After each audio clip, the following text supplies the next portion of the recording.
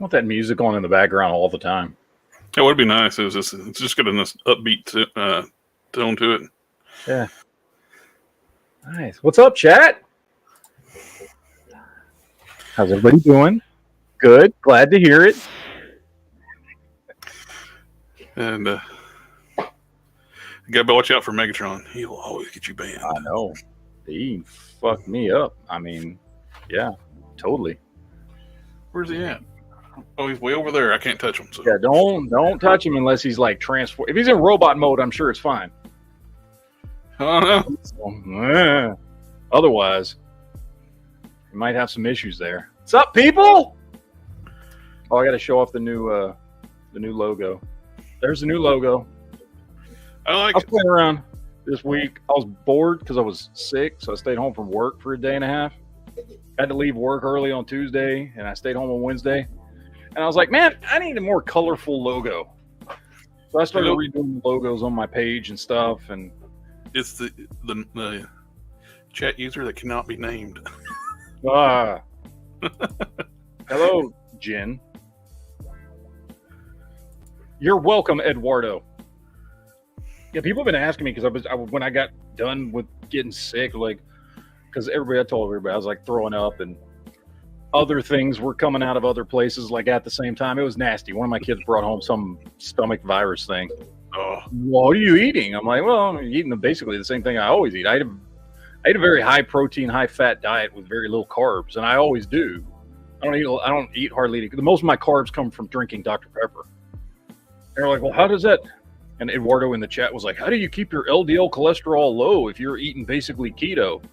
I'm like, I don't know, dude. I mean, I've always had really low LDL cholesterol and really high HDL cholesterol. Like even back when I drank, and I used to drink a lot. It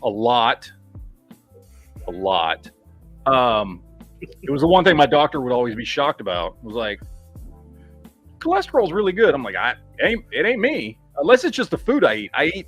I eat lots of meat, lots of protein, lots of fat. I love vegetables with my stuff, and I don't eat a lot of carbs. So I don't know if that's it, but that's how I eat. I love Italian food, so I eat a lot of carbs.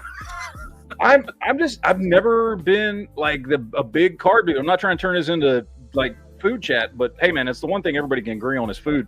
But like some people are like, they're all about the bread or the bun or the whatever. I'm not. For me, it's just a delivery device to get the stuff in it into my face. And so I love doing like I do taco wraps all the time. Like instead of making tacos with tortillas, I'll like throw the same stuff I've got in a taco and put it in like a piece of lettuce and eat it like a taco because I love it. But I don't know. I like that. And pasta, I love pasta as much as the next person. I love my wife makes great spaghetti and stuff, but it's just not something I eat a lot of. So I'll miss it forever. There used to be a restaurant here that had is it a mom and pop Italian restaurant that had all you can eat cheesesteak on the buffet and like Alfredo with the big ziti pasta. Yeah. So good. Yeah. It's like, of course, afterwards you're like, yeah. And I get like every Christmas, my family has me make fettuccine Alfredo. I make homemade fettuccine Alfredo. So I love that food. I'm good, but it's just not stuff I eat all the time. I don't eat a lot of carbs, So I mean, I get, like I said, I drink Dr. Pepper with every meal. That's like my thing so that's where I get like my sugar and shit is from drinking Dr. Pepper.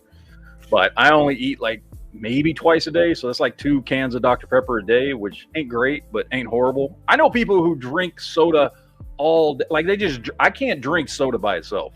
I can only if I am not eating, I just drink water. That's all I drink. Every time you see me here, I just have a big cup of cold water. I can't drink. I only like drinking stuff with flavor if I'm having a meal, and that's it. Otherwise, I'm just drinking water all day. I'm not supposed to drink soda anymore, but I do. Dude, you can get around. Like the doctors tell you that stuff, but like if soda's something you enjoy, like if you just cut out other carbs, you can still drink soda. You know what I mean? Like if you did, I'm not trying to turn this into fucking whatever, but Like if you just like if you did less carbs in your food and did more proteins and fats, and then just like drink fucking soda, like who gives a crap? And could you know, I got my first order in this week too, and yeah, they rock. Yes, that site's great. They got Ollie's and raw spices, and you can ship them to your house. Yeah, I was waiting to see if you got your order in. And here's the thing, we talked about Kids Warehouse before. I think we've seen it before, but you were the first one to order anything from it. I've seen it. An account with them for a while, I just never ordered. That was the thing, because when we were looking at it last week or whenever it was, when I got in there, and I was like, I'll make an account. Well, it turns out I already had one. I had an account to Kids Warehouse. I didn't remember making one. So I know I've been there before. I just never ordered anything from them. But yeah, they kind of feel like Ollie's or Ross or something like that. Like they get stuff in and put it at a really good price, and then they rotate through stuff rather quickly. So it seems like the type of place is like worth checking out. Like once a week, stop by there and be like, okay, what do they have this week? I went ahead and made a second order when I made my order, and I was looking at it again. It's like they had stuff. I was like, damn, I would have ordered that if they had it. Yeah, they had these. Had I not ordered a ton of stuff, I would have placed an order on Kids Warehouse. But I ordered a bunch of crap in the last couple of weeks, and it's like all started to come in this week. So I've spent some money this week, which I'll show you guys in a minute. The stuff that I picked up. I ordered one of these from Amazon. It's like I almost ordered two. It's like she's on sale for $17 because I love that head skull. It's a great head skull. I think it's a solid body too. Not for Rogue necessarily, but I think that body would work really well for. There's several different head swaps you could do. You could put adding some accessories. There's several things you could do with that body. Like I said, I don't really like it for Rogue because but whatever. What I'm going to do is do this swap here. I want to put this head on this. Yeah, and I end up I was going to order the two of these through Amazon for $17. I'm glad I didn't. Kids Warehouse is going for $10 a piece. I ordered two more off there, and I ordered the Terax and the other Herald 2-pack, $35. Oh, nice. It's like, yeah, I need to check it out and pick some stuff. Like I said, I just kind of overspent a week or two ago when I was like, eh. The X-Men Villains 5-pack with Strife and Pretty Boy and the other characters, $69. Yeah, $130 set. Jesus, dude. That's what, $13 a figure? Yeah. I mean, I only ones I really wanted was Pretty Boy and Strife out of that set. Yeah. And the rest of them are. I want Stripe because I don't have the original, and I've never Stripe is. I was a very, very big New Mutants fan, and into that merge into X-Force back in the day. Strife was a great character, and learning more about him and finding out that he was, spoiler alert from 40 years ago, that he was Cable's clone and all this stuff. Like, he's a cool character. I would love to have Strife. I've never wanted to pay the prices for the original one that came out. $10. Yeah. But for Warehouse, my shipping was $10, and you get $10 off if you spend $100. So I basically got free shipping. But I saw some people doing comparisons of the new one, the old one, and it was like there was things about the old one I liked better, and things about the new one I liked better. The color scheme I like better on the old one, but I didn't realize for a while that they made all new arms and legs for the new Strife. He's pinless. He's still got the Hyperion torso with the overlay, all new head and new arms and legs, and he's a little bit taller than the previous one. The thing that I like about the old one mainly is I do like the color scheme for the older one better. Same here. Originally, I thought, I think everything else on the new one's better. The sculpting's better. The head's definitely better on the newer one. Yeah. Get my Kids Warehouse order over to me. Kids Warehouse. That sounds like a commercial we would have watched in the 80s. I know, it does. First thing I did too is I made sure I yanked the boxes open, make sure there weren't any swaps. That's sad that we have to do that now. There's the Strife, and he's all pinless. I do like the color scheme on the other one. When I stuck them in the box here, I leave them up against the box. I bent over his ears on the mask, so I need to take a blow dryer back to it, straighten it back out. That's my fault, not the way I threw it back in the box. Because I was opening them up, it's like, is Strife in here? Has he been swapped? Yeah. There's the portal ring for Zero.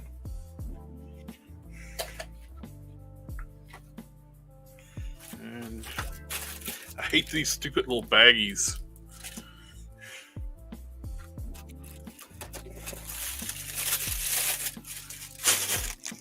Yep, there's Pretty Boy. And I just dropped him on the keyboard. I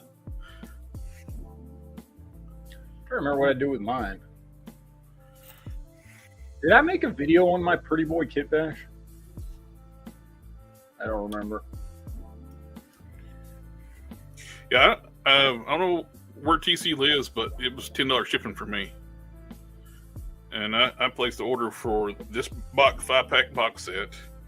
A Peter Parker, the MCU Peter Parker and Neil, what's his name? 2-pack. And a Hammerhead. And shipping was $10. Oh, nice.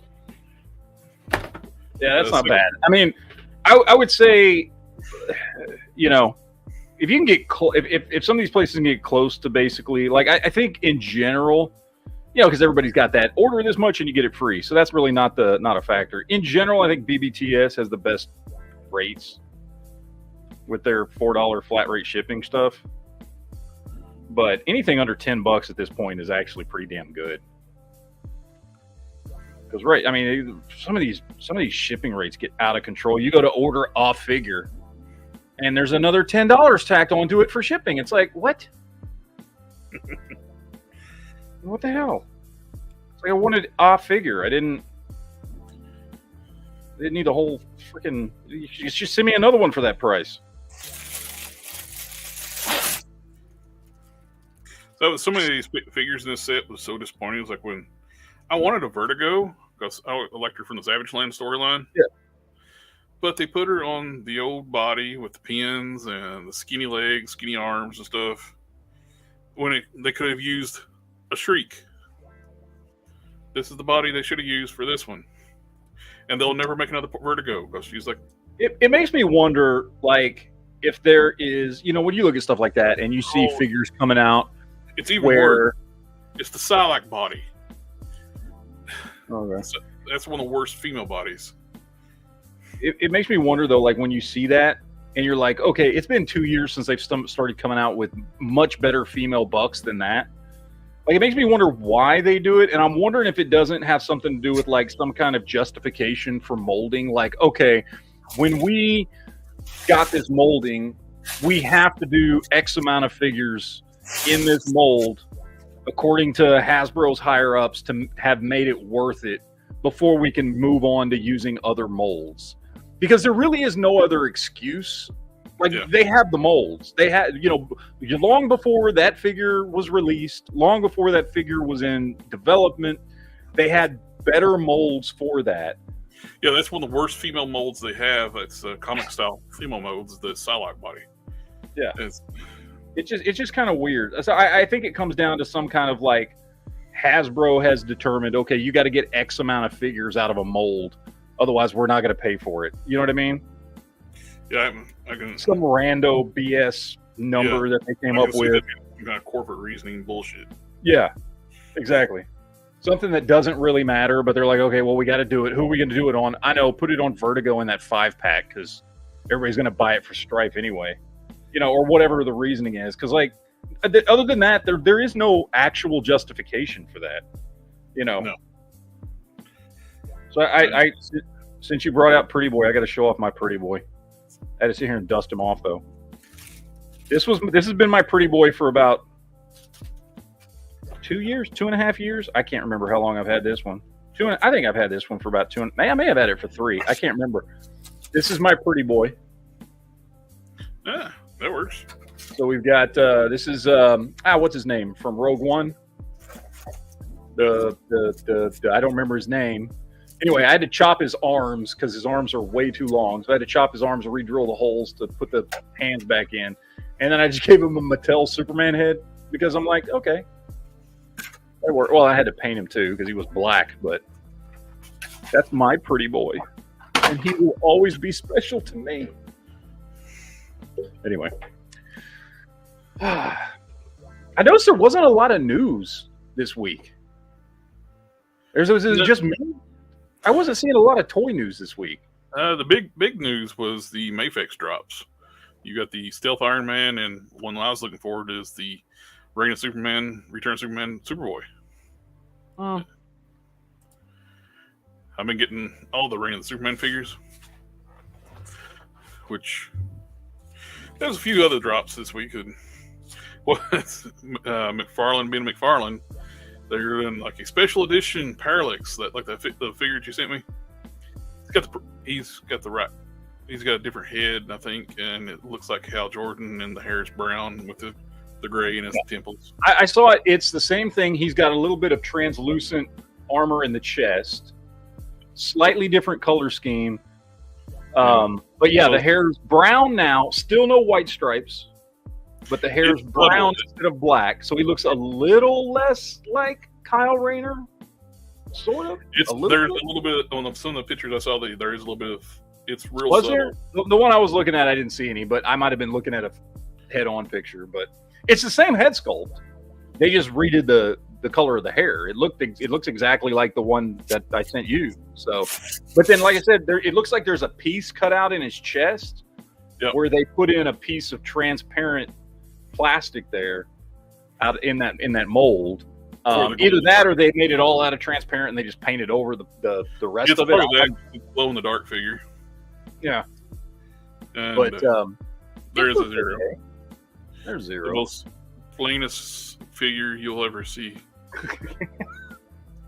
which is great for making Space Ghost. Yeah.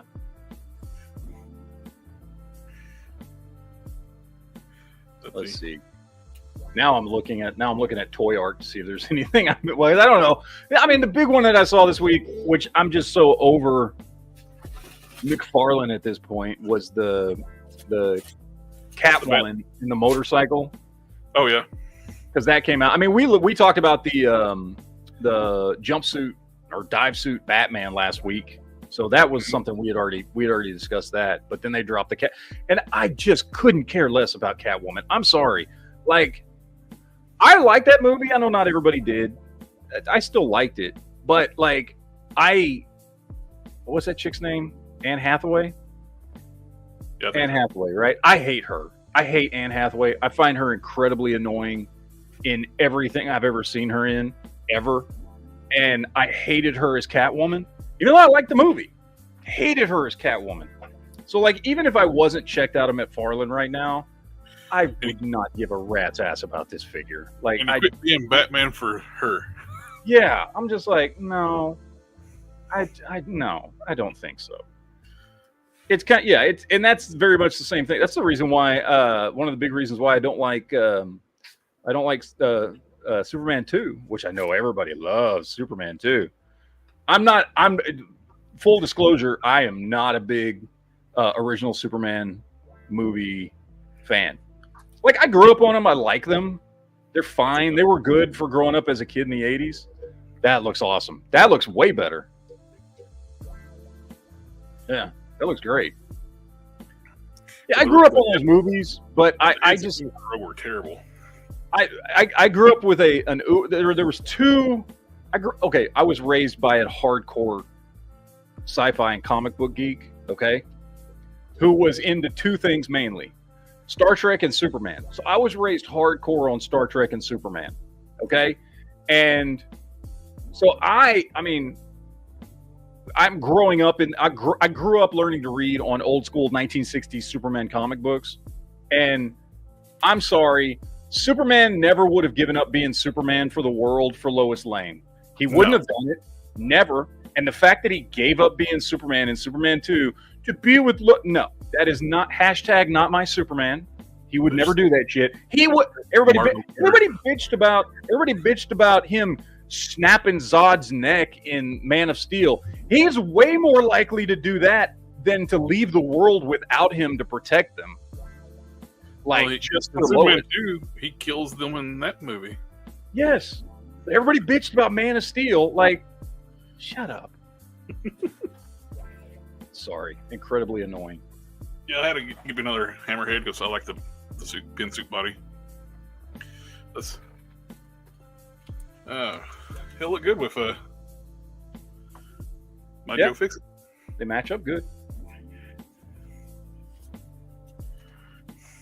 You can put Bruce Banner's head on that one and just have a before and after. Although that figure's too big to be Bruce Banner, but who could he be? Somebody that hangs out with the Hulk. By the way, when are we ever going to get a Doc Samson? That's what I was getting there to say. Like, would a Doc Samson be ever? Like, how is this figure? This is up there with Rick Jones and stuff. Like, why haven't we gotten these figures yet? But yet we get the Fly, we get Egghead, and Crosshairs, characters nobody gives a crap about. But we don't have Doc Samson, we don't have Rick Jones, we don't have Danny Ketch Ghost Rider, we don't have the UFOs. There's so many like top tier characters they have not made, and they'll make the most ridiculous, dumbest characters you can think of. I really don't understand. There's a lot that don't make sense, like a lot. So I don't get it. I don't pretend to get it. I don't know who they're listening to, or in that case, not listening to, because they ain't listening to the fans. No.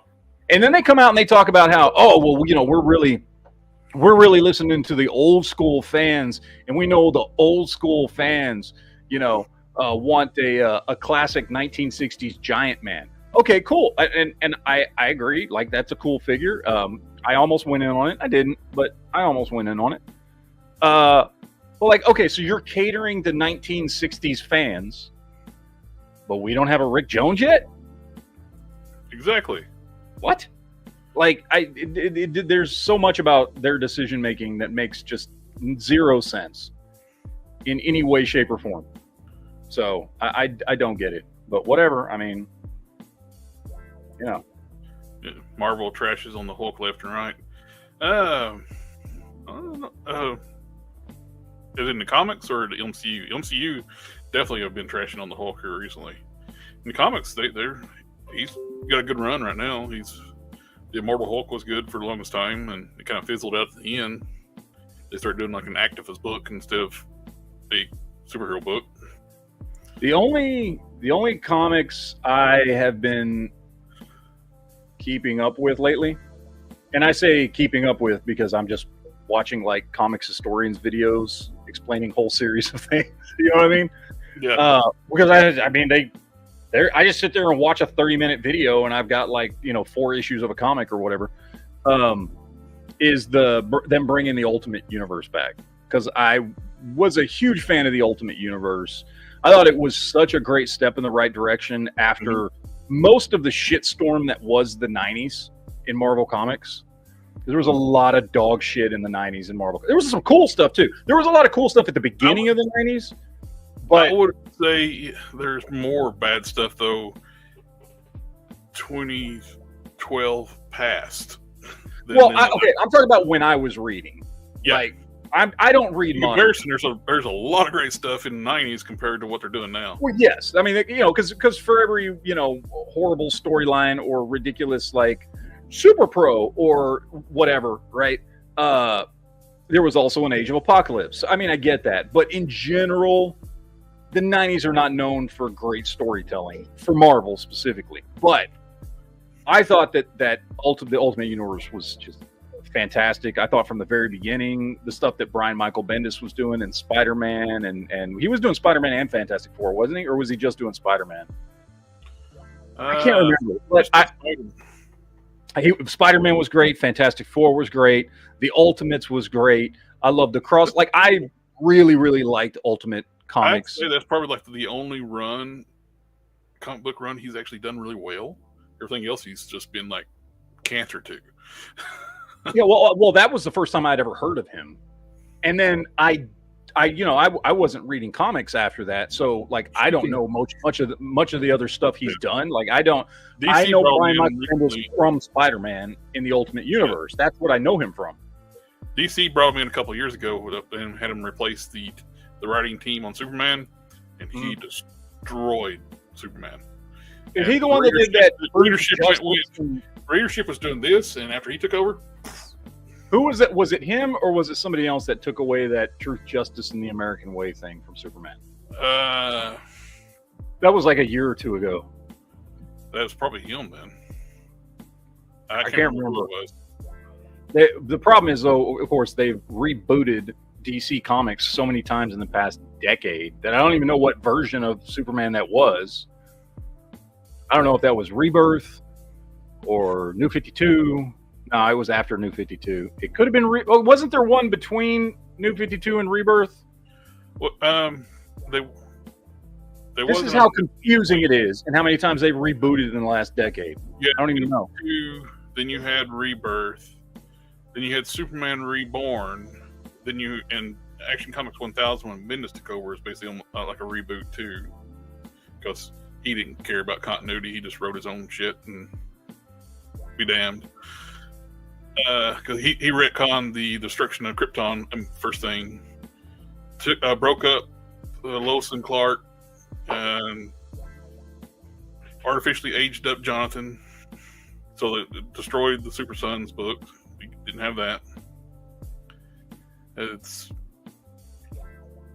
it shows he does not know how to write families, or people. Like way he started writing and stuff, it just made no sense. Like you have not interacted with people before. He may have been a good writer at one point in time. He sucks now. I picked up number 1, but I haven't read them. But there's a site, kind of like the movie site, where you can read stuff. Mm-hmm. And I got Duke number 1, but I didn't get Cobra Commander number 1. But I can always read them on the site.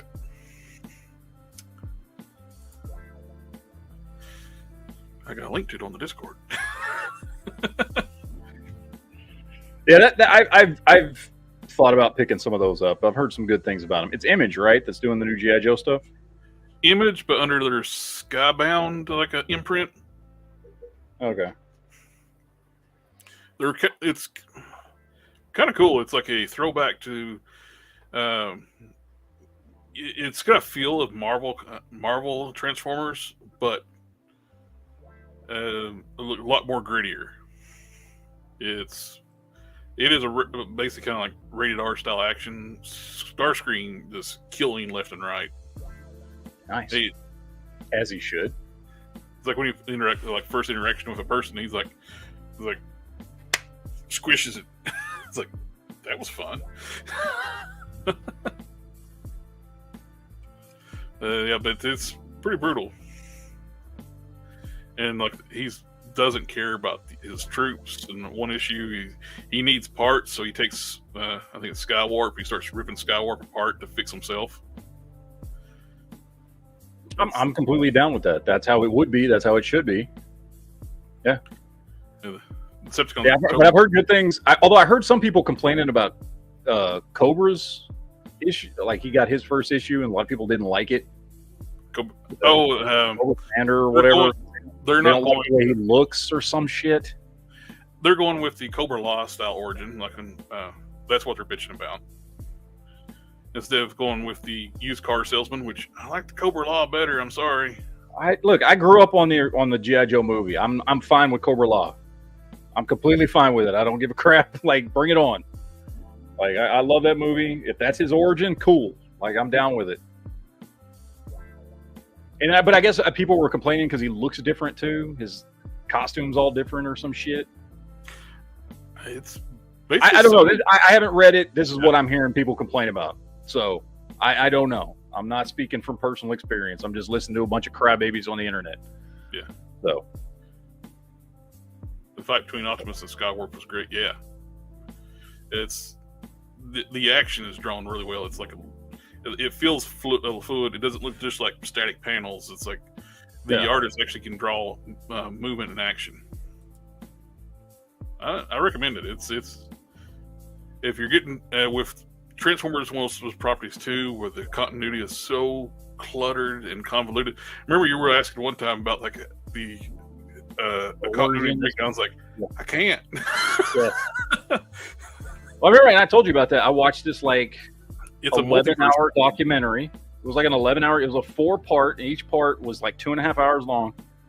It was like an 11-hour documentary on Transformers and all the history and I watched that. It took me like 2 days to watch it, and I just remember like I still am like confused after watching it. Like every time a new show comes out, they redo the origins and then they retcon 100 different characters and 100 different things. And sometimes it's like, oh, well, this one came in and it's completely different. And in this comic book, like it shares part of the origin with this show and part of the origin with this other comic. And in this one, they made their origin is a cross between this Japanese series and this American series. And like, it's just such a clusterfuck of just, and I get it because it is something that I think one of the big things is you've got cartoons that are never going to have a consistent continuity because every time a new cartoon comes out, you're dealing with a new studio and a new production company and a lot of times new networks that want to revamp everything, and there's not really much control over that. Then you've got the difference between shows and comics, which are never going to be the same. And then you've got the difference between the Japanese cartoons and the American cartoons, which again, because the audiences care about different things, you're never going to be on the same page with that. And then every time a new comic series comes out, every time a new TV show comes out, whatever it is, like the people left creating it have to be like, okay, what do we pull from where? And I think a lot of times, hopefully, they just try to cobble together what, at least for the show they're going to be doing or the comic they're going to be writing, what they think is going to work best. And because it's all over the place and there's so much to choose from, and it's been that way since its inception back in like 1984, like I can't really blame them for not sticking to one thing, because like there's so much, you can't stick to all of it. It's impossible because the origins and the characters contradict each other. Yep. So you have to just like, okay, pick and choose. Okay, for this show or this comic, I think we're going to go with the Primus and Unicron origin. And for this one, I think we'll go with the Quintesson origin. And for and whatever else. And, some of them it's worked well, I think. And for some of them, it's unimportant largely. Some of the shows, like the origin stuff doesn't matter. And then for some, it's done really, really bad. And some people get so worked up over like which origin is better, and like the with the Quintessons, all the Decepticons were like war goods, and the Autobots were like domestic goods, and yeah. And then, but even with like, because I know, and forgive me if I'm wrong, I'm trying to remember 11.5 hours worth of documentary content here. But isn't it like there's several of the versions that start with the Primus Unicron yin and yang kind of origin.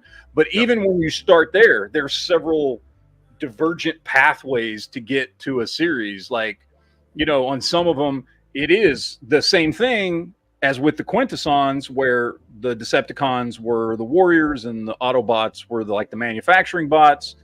But it's got that Primus origin, and then on some of them, it's like the Decepticons weren't warriors; they were like the miners and stuff like that.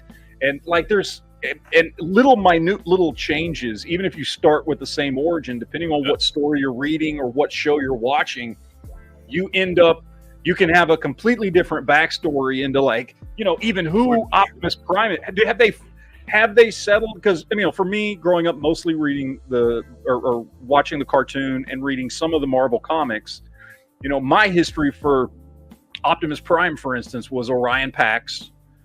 They usually try to stick with that anymore. Like Orion Pax was before he got the Matrix Okay, because I know there were some that kind of diverged from that. And wasn't there even one show where Orion Pax was a completely different character? Not that I know of. For some reason, I was thinking or maybe it was a character that was named similarly. I don't know. Again, not having the expansive knowledge of Transformers that you do, and trying to go off of the stuff that I learn in YouTube videos, I may be confusing things. So, freely admit that. But anyway. There was a time travel episode where Orion Pax and Optimus were separate. If it's the G11 where the War Dawn is it War Dawn? I can't remember. Where the Aerobots go back in time, they actually help. It's a time paradox where they go back in time. They're the ones who actually save Orion Pax after Megatron shoots them. It takes them to Alpha Trion, and Alpha Trion rebuilds Orion Pax into Optimus. Well, that's kind of what it was in the original in the cartoon. That is right? Orion Pax got I forget what happened to him. Did Megatron kill him or shoot him or something? Or something happened to him, and Alpha Trion rebuilt him into Optimus. Yes, Megatron was robbing the storage, Energon storage facility that Orion Pax worked at. Yeah, and Orion Pax were actually envious about the Decepticons because they could fly, which was inconsistent in the cartoon too. Like when the original couple episodes of Transformers, the Autobots could fly. Then they made where the Autobots couldn't fly unless they had a jetpack. Which, by the way, makes no sense. They're robots. They could just make it to where they can fly. Right? Let me just add that function to you. But whatever. Yeah. No, I know that was the big difference. And as a kid, I didn't question it. Well, Autobots can't fly and Decepticons can. I never questioned the Dinobots could fly. Yeah. And I never questioned why. They're all robots. Why can't they all fly if they want to? Can't they just... They can literally fix that. They're not humans. I never questioned that crap when I was a kid, but, whatever. I did read issue 4 where Starscream was ripping his fellow Decepticon apart for parts. And I didn't get this set. I was going to pass up on this because I don't like the fact they put classic Drax on Caliban, because Drax was huge. He's the Hulk, bigger than the Hulk when he was in his body, and so this body he's going to be smaller than the Hulk, which makes me worry if they do the smart Professor Hulk in the comics, they're going to make him small. Yeah. I got a question for you, because this is in an era that I am unaware of what happened. So again, that is my Drax, right? That's the era of Drax I know the best. That's that's Infinity Gauntlet Drax era. You know what I'm saying? Yep. And then next thing I know, mid 2000s ish, all of a sudden Drax is a completely different character in the newly formed Guardians of the Galaxy after Annihilation, right? How and why? Is that? I'm assuming it's explained. I just don't know how. All of a sudden, Drax is just he seems like a completely different character. Other than the fact that he's green. There was a story where he went through a metamorphosis and actually transformed. He basically basically this body like a shell. And the newer version of Drax, what they based the movie version on, came out of it. He was actually regained a lot of his intelligence. Because this version of Drax was childlike mind. Yeah. But when he shed this version of his body and went to the more slimmed down style with the knives, he's not as physically as powerful as this version, but he's more deadly because he has his intelligence back. Yeah, it's just one of those things, that you miss in the comics. I knew there was an explanation for it. I just never knew what it was. So I wasn't reading comics at the time. They didn't really explain how he was captured and why, and he was escaping, I think, a prison ship, and he was badly injured. He ends up basically like this body basically becomes like a chrysalis, and as the new version comes out of it. All right, just curious. Let's see. Okay, it's time to look at some toys. I'm going to show off some toys here real quick. Some stuff I picked up this week. I got some stuff here. So of course I got my I got my Crystal Meth Warrior in, which I'm very happy about. And I'm hoping, we've talked about this many times before, I am hoping that, and because, by the way, this character is been very successful. He's the most sought after character in that wave by far. I'm hoping that with the success of this guy, that this gets Hasbro to, like, you know, do some other characters like this, do some other characters of that era that they have the rights to, you know. Rom the Space Knight. Rom, exactly. Rom is the big one, I think. Yep. But even other characters, I would love to see a Power Pack wave or something like that. You know what I mean? Like, there's other stuff from this era of Marvel where they were doing either comics that catered more towards kids or catered more towards toy lines, that I would love to see some stuff done with this, because I think it would be cool. Mm-hmm. So I got him in. I really wish they would have gave her 70s look and not her modern look. Yeah. I understand not doing the 90s look. Her costume was dental floss. But her 70s look is like Power Girl. Yeah. It's like swimsuit. So I finally picked this dude up. Oh, Thomas Jane. Yeah, he did not come with any of his guns, but I found a seller on eBay that only sells electronics. So why he was selling this, I don't know. And it was $15. And he's in great shape.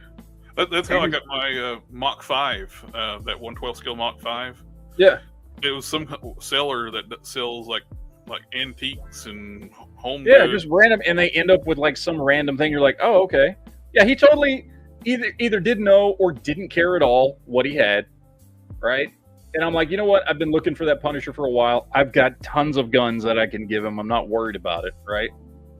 So I picked him up, and he's still got all the little pieces on his jacket everywhere that haven't been ripped off yet. So that's cool. So he's just short on guns, but he's got all his mags and grenades and everything else attached to his jacket. And he's in good shape, tight joints and everything.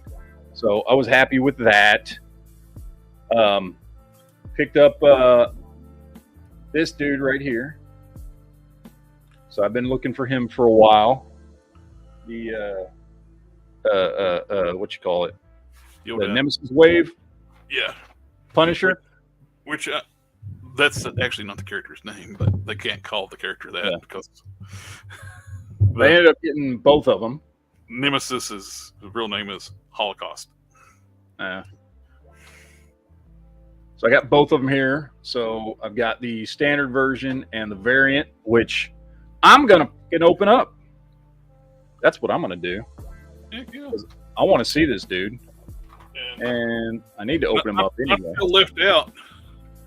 Crystal. Let's smoke. But let's see. I guess it doesn't matter. I'm gonna rip this dude open anyway. But I was gonna try and not completely trash the package. I will not be opening my Crystal because I'll end up doing a review. I shot a review on my Vision, but I have not edited it yet. And the retro carded Cobra Commander. It doesn't take much time to shoot the videos. Editing the videos, I gotta make time. Yeah. Editing sucks ass. I hate editing. I actually have to do like stuff for my work.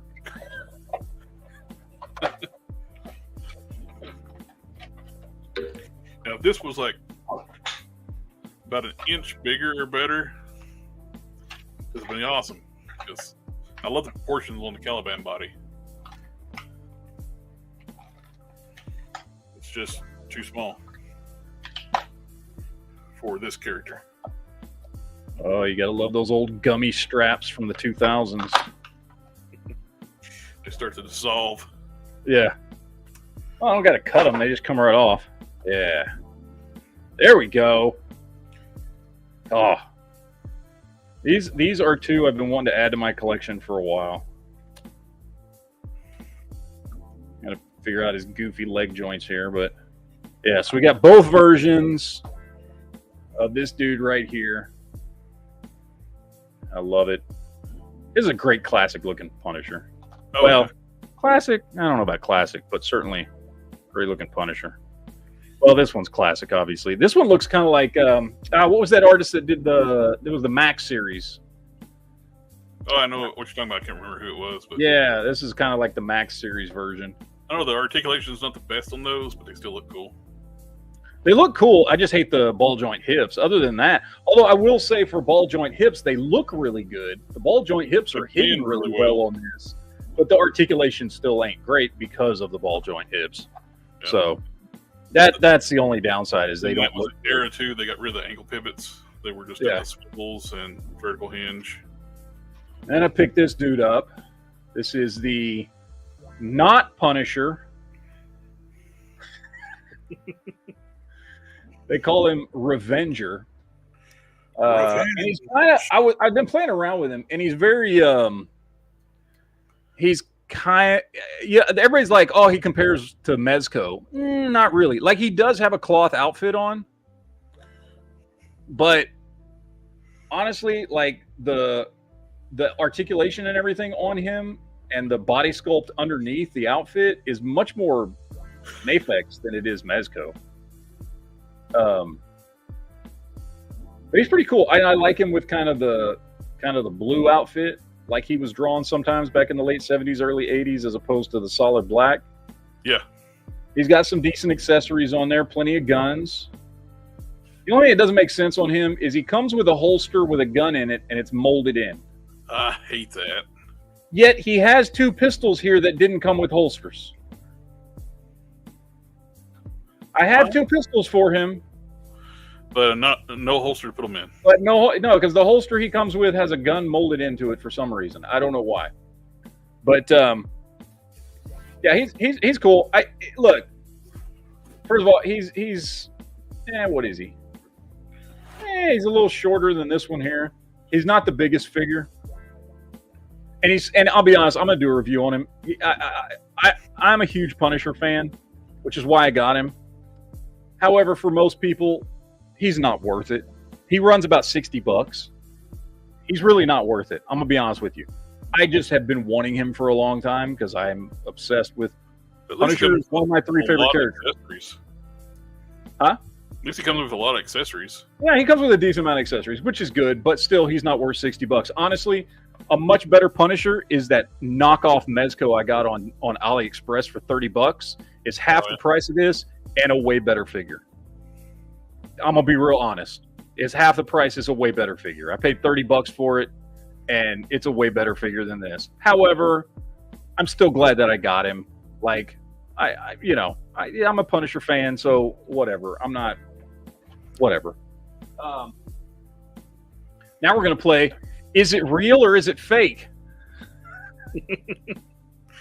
I'm going to guess fake. It's fake. It's totally fake. I've been wanting to pick one of these up just because I wanted to do a comparison with my actual legitimate Mafex Spider-Man. I just kind of want to see how it holds up. Plus, I mean, he cost me like $14. Like, if he sucks, I'm not out a lot of money. You know what I mean? Yeah. For $14. So, well, for $14, getting all that webbing would be worth. Yeah, no shit. Just the accessories and stuff. So if he's a half decent figure for $14, like it's a win-win, you know. And but have a figure stand too. Yeah, he's got a figure stand in the back. Well, you pay $14 for a figure stand most time. Yeah, basically. So, but yeah, I want to see how he compares to my actual legitimate. Oh, his arm fell off immediately out of the package. So that's great. Let me see if that'll pop back in easily. You not notice his head's fell off too? Yeah, the head fell off. Well, I'm not worried about the head pop off all the time, even out of legitimate stuff. I got to see if I can get this arm back in. It just fell off at the shoulder immediately out of the package. Let me see if I can pop him back in.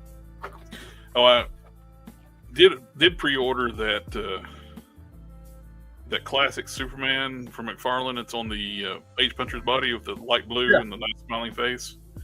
Target had it, still had it at retail for $22.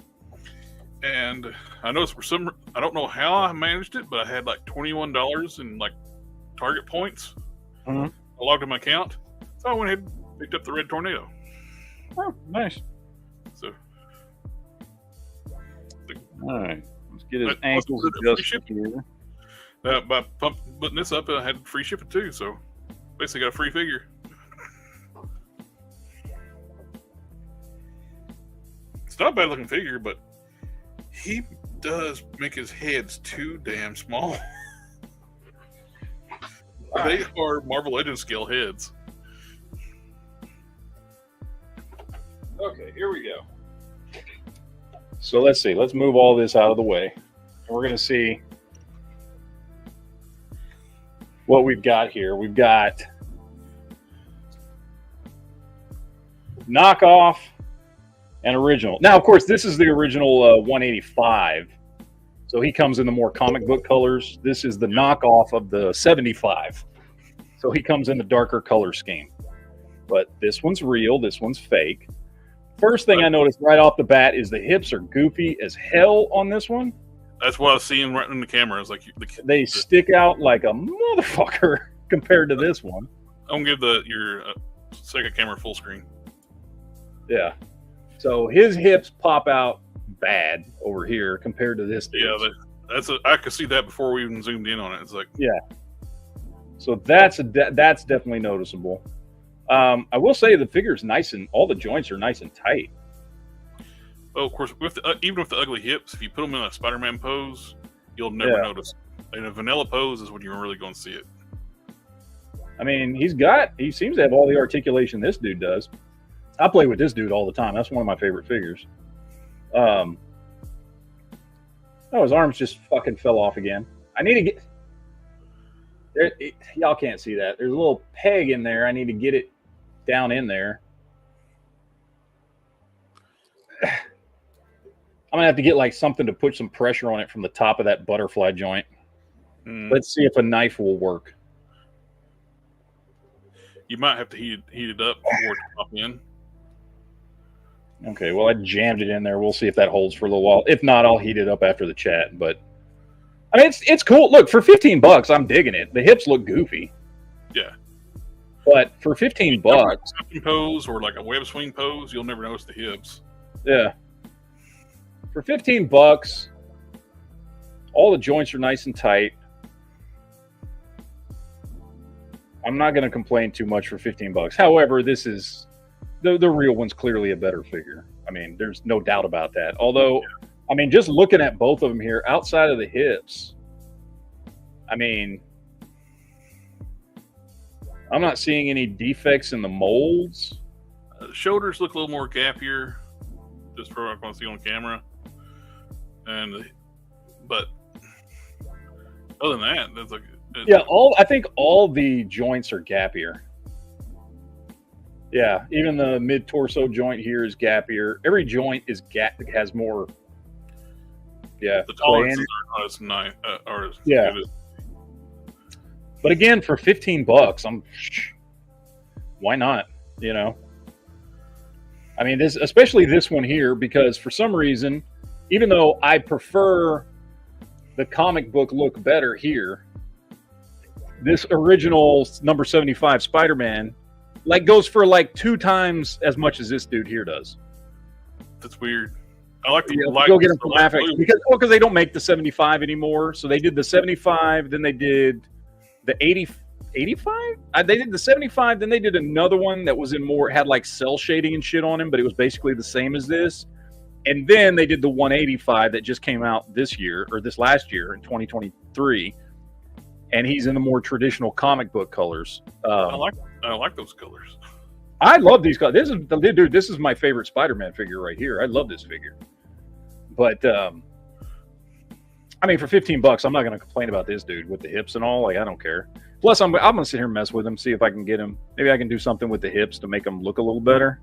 So I'm trying to see. It's like the pegs are just too long. They just sit out too far. Yeah, so I'm wondering if there's a way to fix ball that. peg, the double ball peg, like it's going through the hips, probably too long or something. Yeah. I don't know. Yeah. Actually, that looks a little bit better. Not much, but it looks a little bit better. Anyway, so I picked him up for $15. So I'm not going to complain about $15 because I still like it, and it's still Spider-Man. So I'm down with that. And then this is my thing I got most excited picking up this week, of course, is Mezco Destro. Oh, very nice. I was very excited about this. This will be my first Mezco G.I. Joe.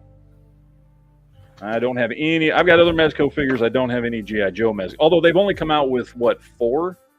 They've got Roadblock, Duke, Snake Eyes, and Destro, right? Like, those are the only 4, I think. I may be wrong. I couldn't verify that. They don't have many either way. They have not come out with a lot of G.I. Joes. So, and I don't have any of them, except now I have this one. So we got good old Destro here. Let's see if we can pop him out. I'm not going to take all his accessories out and everything. I'll save that for the video I'm going to do on him. But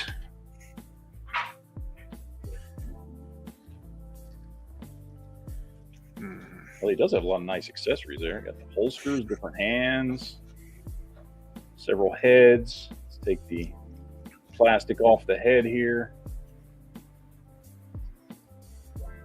I know this is not the greatest camera in the world, guys. Trust me, I'm aware of this. But, oh, nice. He's really, oh, that's nice. See if he has that shoulder joint problem everybody was complaining about with the Bishop, which I never had with my Bishop, but a lot of people were complaining about it. No, his shoulders are fine. Articulation all works good. Hips are working good. Knees work great. Oh, this thing is nice. Let's see. The head's still blurry because of his shitty camera, but got nice boots. That is really nice.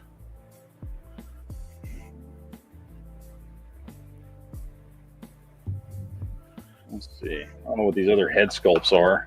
Well, Token Customs was on last night with us. And you just got the Mezco Dr. Doom. That is a beautiful piece. Man, this is nice. This is really nice. And I've talked about it before. I'm not the biggest Mezco fan because a lot of times their figures are kind of short and chunky, but this dude's nice. Like, let me get him here with, okay, we'll grab, who are we going to grab? Oh, I'll grab my Zombie Hunter here. My Big Ben Zombie Hunter. So they're roughly about the same size. Oh, that's cool. Yeah, that Destro's big. Yeah. Well, it's like the Dr. Doom Mezco. He's bigger than the Marvel Legends Doom. Yeah. He's a good size, man. He's not short and squat at all. They did a good job with him. Yeah. Actually, he might be even just a little bit taller than Big Ben here. I can't tell. Here, we're trying to get there. Yeah, he's a little bit taller than Big Ben. So, nice.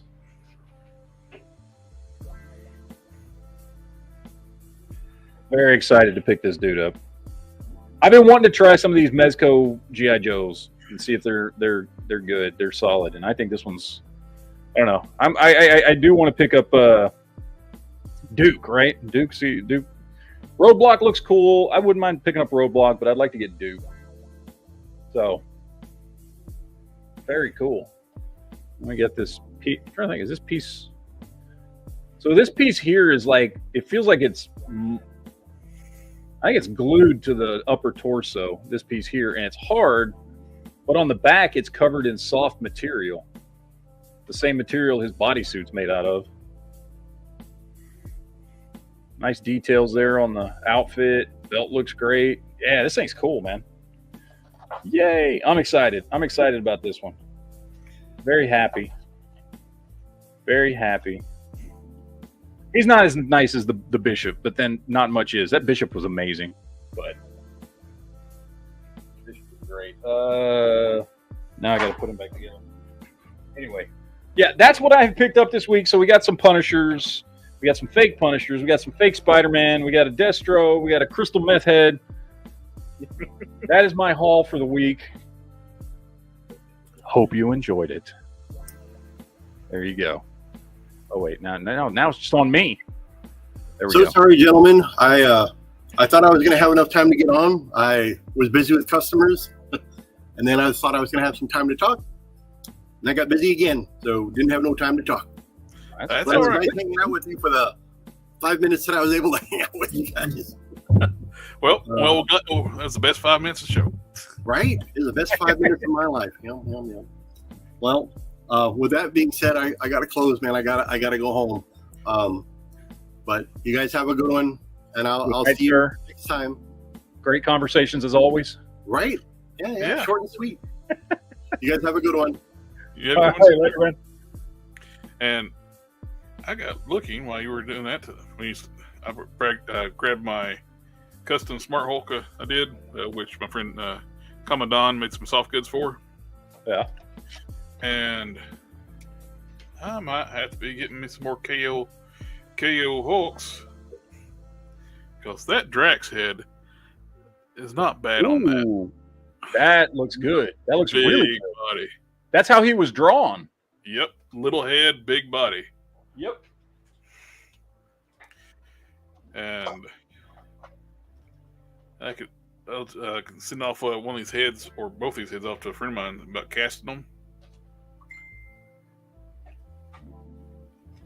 Get the knockoff Rick James Hulk. It's got the purple pants. And knockoff Juggernaut. It's got the right boots. Swap the lower legs. Paint those lower legs up to match the pants. Oh, I love it when a plan comes together. Then paint up the upper torso to do the top and the heads. And you have a proper sized Drax.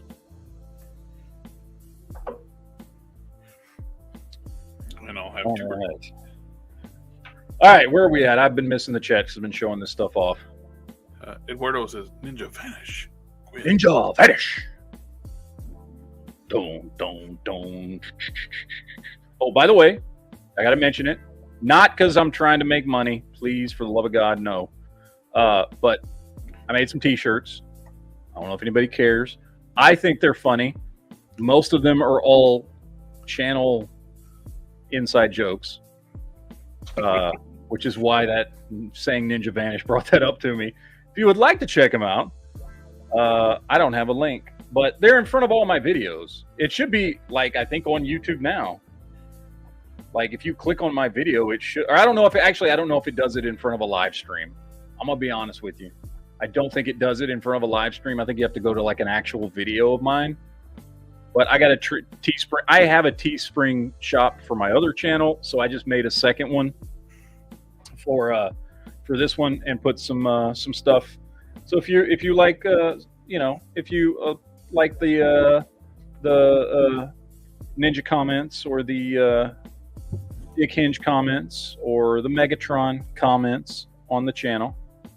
Yeah, the Dick Hinge will probably be the most like inside joke. That's the one I need to do some more with that, because I made the T-shirt, but it's I don't know. I thought it was good, but it doesn't have any like graphics or anything on it. It just diagram of a disc hinge or something. I was going to, and then I was trying to do it quick, and then I didn't add that, and so I can go back and add it. But like, it just says, what does it say? It says, "Ask me about my dick hinge." That's what the T-shirt says. It says, "Ask me about my dick hinge." I think that's funny. Not everybody will, and most people are not going to know what the hell it means, which is kind of the point. It's an inside joke. And then there's one that says Megatron banned me on YouTube. That one's good. And it's got a picture of, that one actually has a picture of totally not Megatron. Totally not Megatron. I did get a McFarlane figure. Oh, of course you did. I got thought you were making your own out of Power Princess. No, I'm going to do something else with that. I'm actually going to use the head from Power Princess on a DC Icons Wonder Woman. Oh, okay. Because the head that comes on that Justice League 7-pack Wonder Woman is tiny. Mm-hmm. And the skin tones from that Power Princess matches that DC Icon's body almost perfectly. I just got to do a swap on the neck joint. But I'd say this is probably one of the prettiest female figures that McFarlane's ever done. It don't look like a dude. So far, the best one I have seen that he's done was Superwoman. Superwoman, right? Oh, that one was nice. That one was the nicest one I've seen. When I was purging my McFarlane collection, I kept her because I like her. That one's really well done. The only thing that really stands out when you articulate her, the knees are quite ugly. The knee joints. McFarlane just doesn't care about aesthetic when it comes to articulation. Because he's still using giant pegs on those joints. And always weird cuts on the joints. So I'm going to do this live on chat. I swear to God, I'm not trying to sell T-shirts. Okay, people? I really want Jared's opinion on this because I didn't show him this. So you take it for what you will. But I wanted to get your opinion on this. This was a very quick little logo I came up with. I need to know what you think about it. That logo right there. Can you see it? I don't know if it doesn't get any. Does it get bigger than this? It's like a silhouette of a dude in a cape. And it's got the GFTV logo on his chest. I don't know. Like I said, I was bored. I was home puking and other things, and I was sitting on my computer making stuff. Because I was like, oh, I'm going to change my logo. Oh, I'm going to make some T-shirts. Oh, I'm going to do this. Oh, I'm going to do that. I think he needs to be. There's a better picture of it. There's a much better picture of it. I guess you can buy a magnet. Like anybody cares about a magnet for this dude. I don't know why anyone would, but there it is. That's a better picture of the logo that you too can get on a shirt. Oh, and then just this one, which is just boring. But whatever. Kind of reminds me of like a TGI Friday. Like kind of, yeah. The ABC network. And I'm still a really big fan of this one, the non-articulated Fart Ninja shirt. Come on. And then where's the Megatron one? I got the Megatron. Oh yeah, here you go. Megatron banned me on YouTube. Come on. It's very true. It absolutely happened. Anyway. Yes, sir. I was there. It happened. It happened, people. We saw it. I got Fei Long finally. I got to pick him up, dude. I love the Ryu and Chun-Li that I got so much that even though I don't care about Fei Long as a character, like I so have to pick him up. Oh, did you see they dropped pictures, in-package pictures of Dalsim and Bison? I did. This week. And Dalsim like comes with the stretchy, bendable, wire bendable arms and legs that you can swap out. Looks great. I will. This is line. I'm loving this line. Yes, the line is This is making me want Jada to pick up more license. Yeah. Yep. Not just video game license. I like to see them do a comic book license. You know what? I would love to see them get Valiant Comics. I know they can't because Valiant Comics broke up back into all their other companies. Well, Valiant still has their own thing. They don't. The only thing really they lost was Gold Key. They don't have Solar and Magnus and Torok. Or Solar, Magnus, and Torok. They still have like Exo Man of War. Oh, they got Exo Man of War, and that's the one that I really need somebody to make because I cannot customize that. Which was. I was so disappointed when they did they got Bloodshot too, of course. And yeah. 3-0 did that Bloodshot. You picked it up, didn't you? Yeah, and it's a great figure. It's just true 1/6 scale, so he's small. That's what for the rest of my collection. It killed me. Like normally their stuff is like on the bigger side, closer to 7-inch scale. Then they made him tiny. It's like, why? Yeah. It's like you would think these toy companies would like, hey, Marvel Legends is what most people consider the standard in size. Yes. Make your stuff match that. Dude, it's the standard in size and articulation, and I don't care what anybody says, and I don't care about these people out there that are like, oh, actually, DC Multiverse has better articulation. No, it doesn't. No. You're lying to yourself and everyone else. No. Marvel Legends articulation is the standard. That's why when most other companies make their stuff, they make it to Marvel Legends articulation and Marvel Legends size. Because it's the best. It is. And you know, I know that people hate Hasbro. That's cool. I don't care about Hasbro. But like, they did make the best articulation scheme and the best scale for figures at that 6.5-inch size. I did pick up Nunchuck. Oh, nice. It's a Baducci, Ralph Nunchuck Baducci, which is kind of weird. A ninja Italian. Wasn't he was in that what line was it when he first came out? Wasn't he he was in Ninja Force? Like it was like 91 when they came out with that Ninja Force line. Wasn't that the first time we got a Nunchuck figure? I think so. And but the one thing I remember about that line is it was when they were doing all the neon colors, like it was like ninjas and bright orange and yellow, which makes no sense. Which I'm so glad when you get back the window boxes back, which they are coming back. Look at that. That is low resolution artwork. It ain't great at all. These pictures are fine, but when they show the weapons, they're low res. Yeah. I do graphic design for a living, and like I'm seeing that, it's like, how did that get past? And it's been on all these ones that have the weapons showing up over in the corner. It's been low res pictures. Like, how did that get past like production design?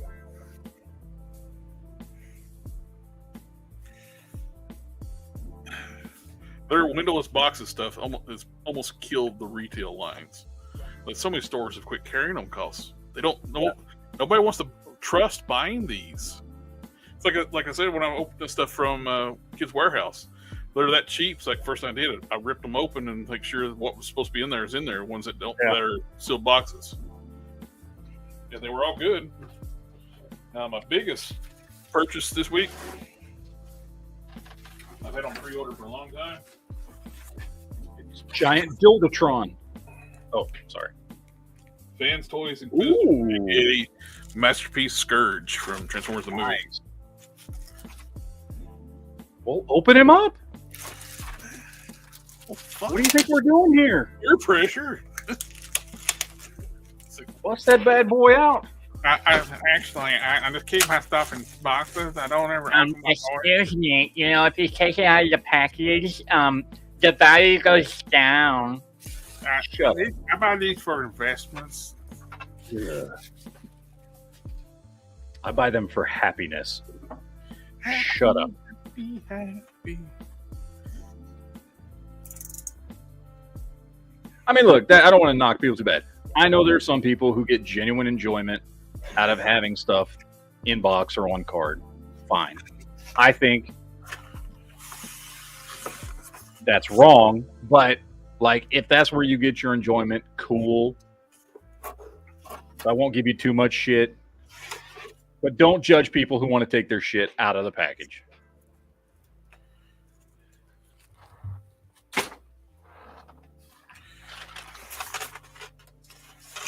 I love how Fans Toys, they got their own branded tape, so when they seal them.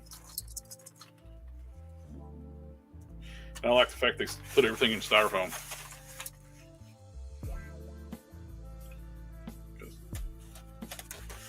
I don't want environmentally friendly packaging on my high-end Transformers.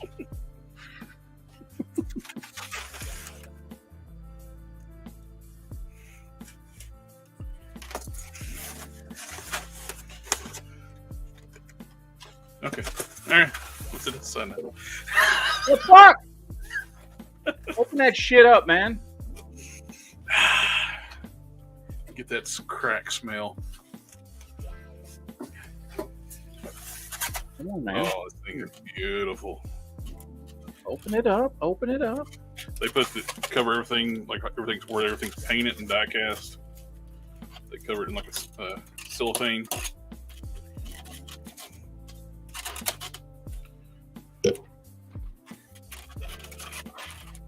It's got multiple face plates. Nice. Interchangeable. And weapons. Got his target master.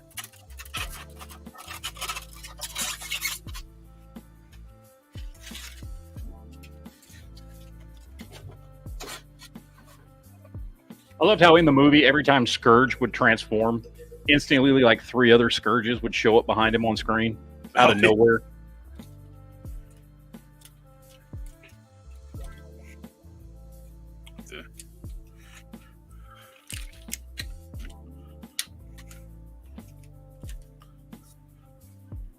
Nice. I don't have his head all the way down yet. Is line it up. Now, are you going to keep him like that, or are you going to transform him into the bathtub? I'll keep him like that. Actually, what I got, there's a company called X Transbots that's made Masterpiece style Scourges before, and they had a 3-pack a few years ago. Mm-hmm. And I bought them. They were called the Swarm Swarm Pack. And I have a couple of them still in vehicle mode and one in robot mode. So those will be my sweeps, and this will be Scourge. Now, what was he supposed to look like? A space submarine? His design always threw me off. Like, he looks awesome in robot mode, but when he transforms, he looks like a submarine in space. But that is a beautiful piece. Even down to his pink fingernails. It's sweet, man. It is a gorgeous piece. It's so much die cast. It's hefty. Yeah. I'm getting close to finishing up some my masterpiece collection. I want all of season 1, a good chunk of season 2 that I'm wanting to get. Not all the combiners, but a good chunk of the regular cast, and cherry picking season 3 and 4, including the movie. But yeah, this was I must get. I just hate the fact that Fans Toys prices have gone crazy,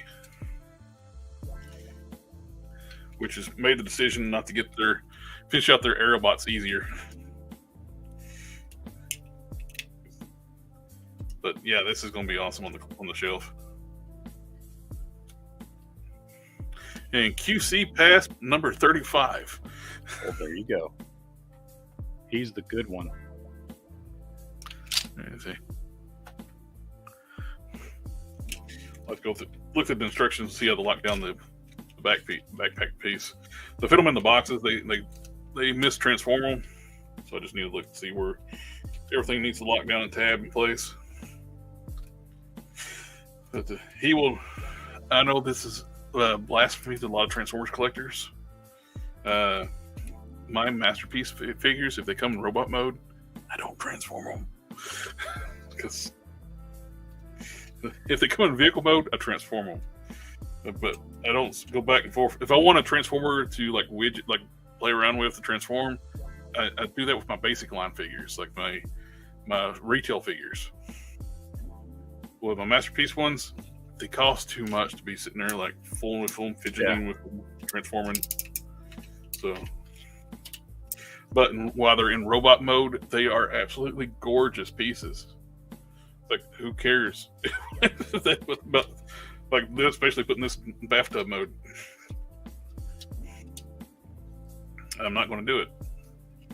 I have some sweeps, X Transbots sweeps already in. There we go. So that's already pretty intuitive right there. That goes in here, locks in place, locks the backpack down. There you go. Now don't move. I dig it. He's got his Fu Manchu, which robots with beards. How's that work? I would imagine the same way that robots with tits works. I do still remember that as a kid. being a little confused as to why there was boy and girl robots. Because the only reason to do that is if they are going to grease their wheels. With the Quintesson origin, it made more sense since the Autobots were consumer goods, and they're being made. They were a slave race. Yeah. Which still begs the question: what were the female slaves used for? Why did you need to give them tits? Unless they were a certain kind of slave. I'm just saying, man. Like, maybe the Quintessons were just like. Well, they were the Quintessons. Maybe they're just the evolution of like those perverts in Japan that are making like AI robots that do some kinky stuff. Well, the Quintessons do seem to be cyborgs because they have organic-looking tentacles. I'm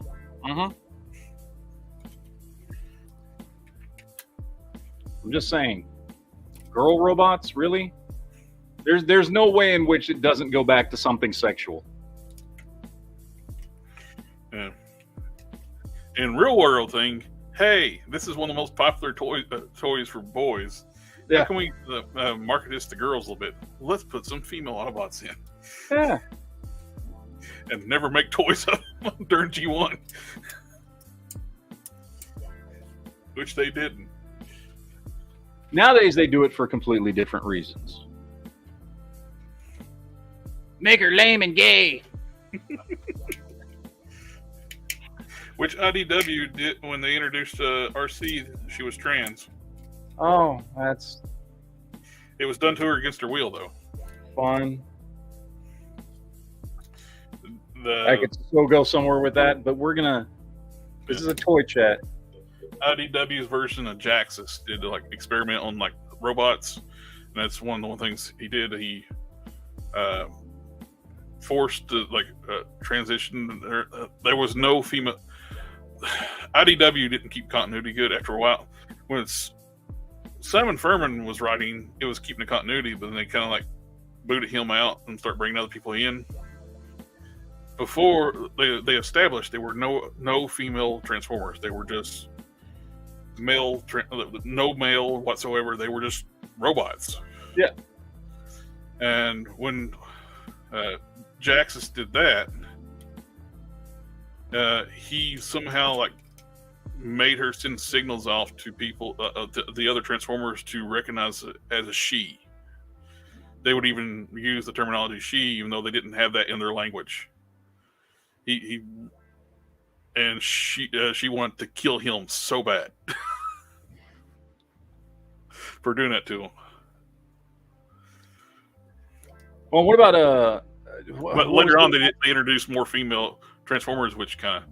Well, wasn't the first? I don't know. Maybe I'm remembering this wrong. Wasn't the first female Transformer Elita 1? Or no?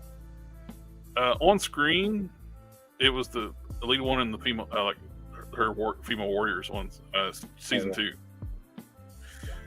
They introduced RC in the movie. Yeah. Well, you had a female not a Transformer, but a female robot with a Nightshade. The robot the Japanese scientist made, and Megatron kind of gave sentience to. Who showed up on screen first? Was it Elita 1 and her warriors, or was it the chick that was in that episode where we learned Orion Pax's, Optimus Prime being Orion Pax? Because he had a friend that was a female robot in that episode. Elita 1. Elita 1 was first. I couldn't remember the order of those episodes. Well, his girlfriend ends up getting rebuilt into Elita 1. Oh, is that what it is? See, I don't. Your name was Ariel before. Like at the end, when Optimus was banging Elita 1. Good for him.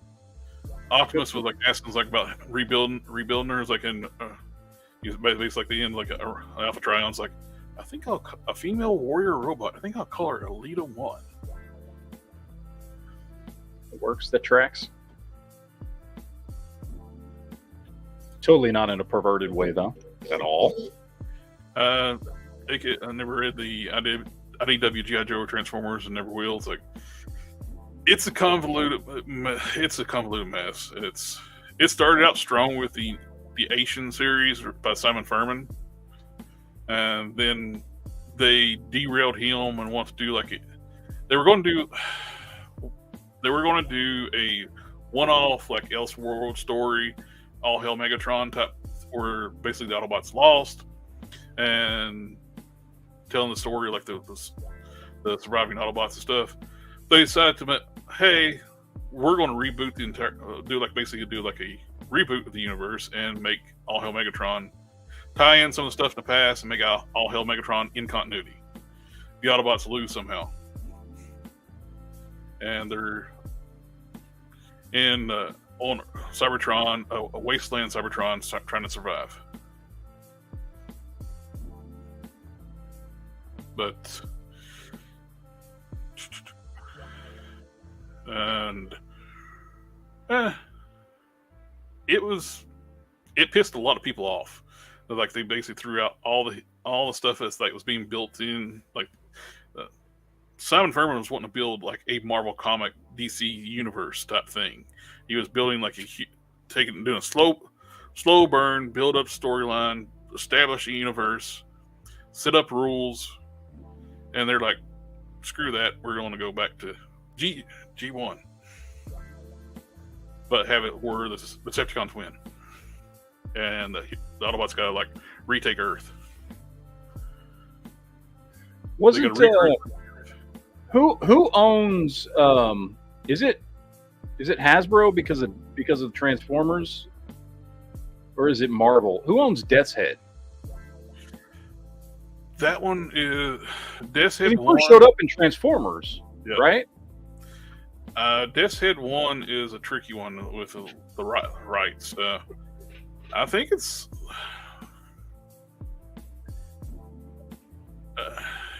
Marvel, I believe, that owns the rights.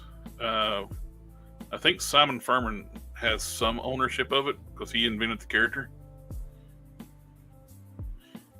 Because, I mean, we've gotten a Death's Head 2 action figure, which is cool. It's a great action figure. I like that. And I actually read Death's Head 2, that miniseries.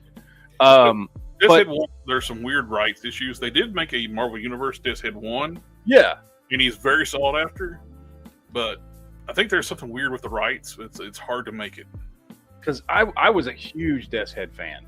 I just thought, first of all, the character design is awesome. If you've never seen Death's Head, no.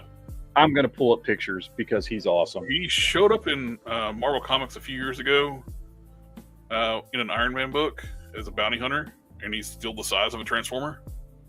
See, as he should be. Yeah. So here's a good picture of him. If we can get a decent. Oh no, it's teeny tiny. Oh, that's the smaller version. That's a smaller version of him, but. This series, this Marvel UK series, Death's Head, I read all of these. Yeah, I love these. There's different versions of Death's Head. Like there's one he's Transformer size, and the other one's where he's the Marvel UK stuff. I had this entire line. I loved this series. I thought it was great. Where he just kind of randomly goes up against other characters from the Marvel universe. Doesn't he like it's just such a cool character design. Doesn't he like jump like in the multiverse, go different like universes and stuff? He just looks awesome. And you can use a Colossus for the base for that and have a really cool figure. And then we'll go over. Then we get to Death's Head 2. Use a Colossus for a base for Death's Head 2. Yeah.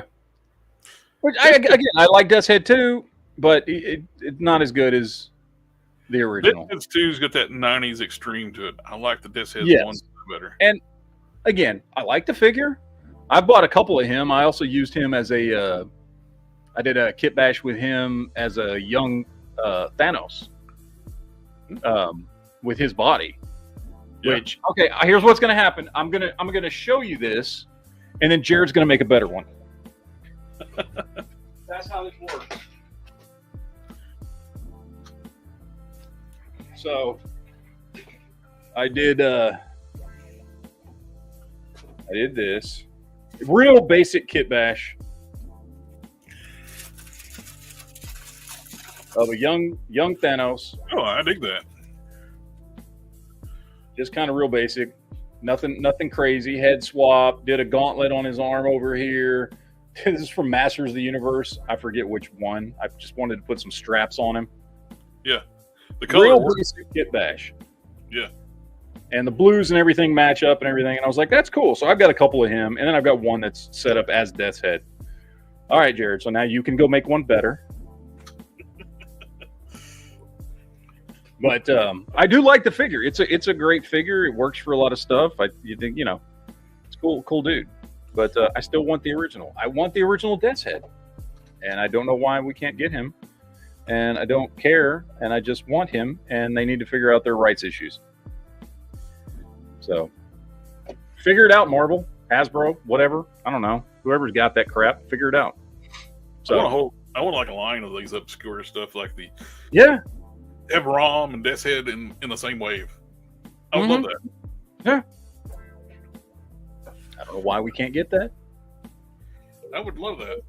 And I did show the man off screen, but before the show started, I did open up the Super 7 Monstar.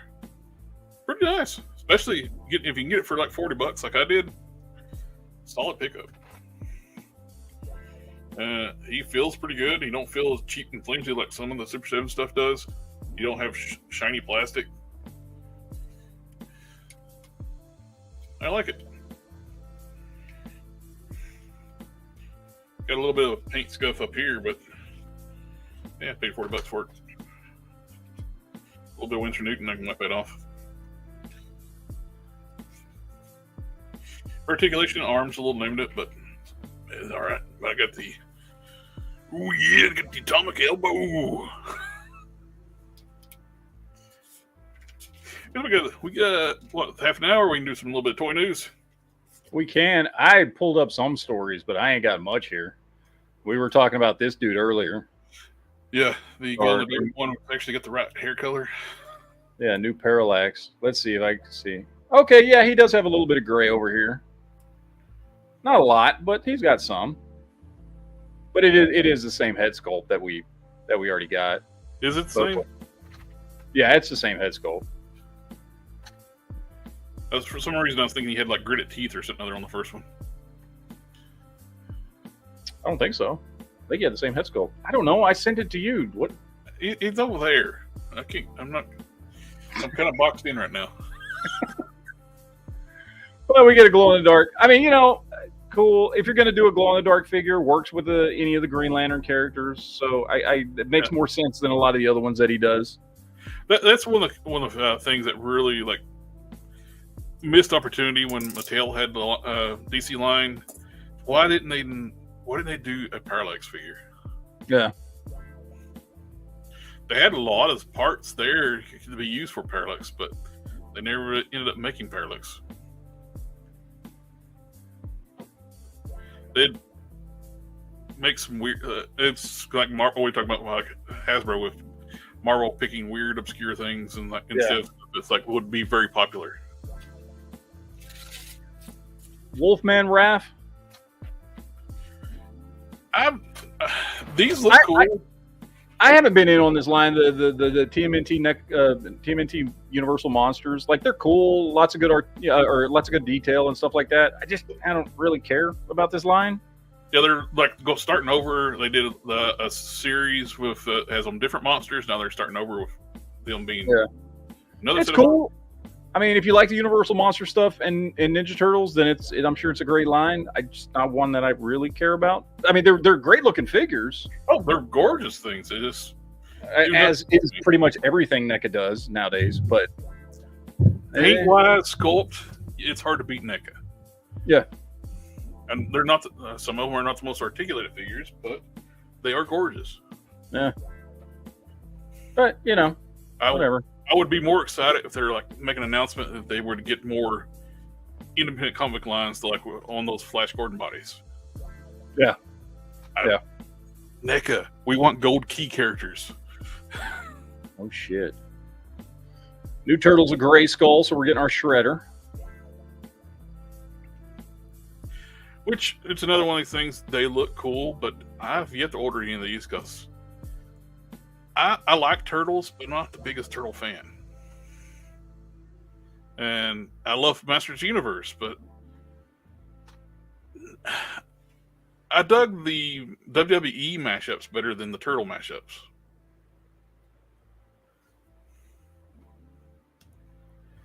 But these are look cool though. Yeah. There's no doubt the trap jaw with the Mouser combo. Yeah, That's brilliant. The thing I don't get is having mutated heroes be bad guys.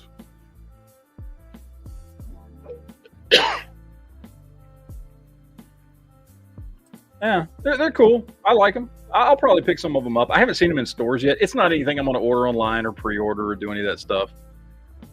But if I see them, at Target or something like that, I'll pick some up. So, and the figure that I don't give a rat's ass about. Same. I don't care about that version, the Bat Cycle, or that Catwoman, or no, I don't care. Oh, that would be a good idea. Figure Life Toy Hunt. So, like in the Neckline, Shredder as Dracula. That'd be cool. Oh, and Krang would be perfect for Frank. Mm-hmm. Frankenstein's monster. Now this one is just a redeco. Yep. But who cares? It looks awesome. It is a beautiful piece. Mm-hmm. It looks great. Mayfix, you got some of the best articulation on the figure. Yeah. It's gorgeous. It's a great looking figure. And I like the fact that the centerpiece is a translucent jewel, like plastic jewel looking. Mm-hmm. I like that you can do the head swaps and you can get his eyes back behind there. The blue stealth Iron Man I always thought was pretty armor. Yeah. It looks good. What's this one going to go for? Like 110 probably retail? Yeah. A U.S. retailer would probably be 105, 110. Oh, no, 99. It says 99. Okay. Due out in December. Jeez. Yeah, Superboy's December 2. I'm not going to be ordering that anytime soon. And then we got this one, Superboy. I am very looking forward. That is Soft Goods jacket. Mm-hmm. That is it looks really good. That is the best looking Connor Kent we've ever gotten. Mattel did an excellent job on theirs, but this one looks even better.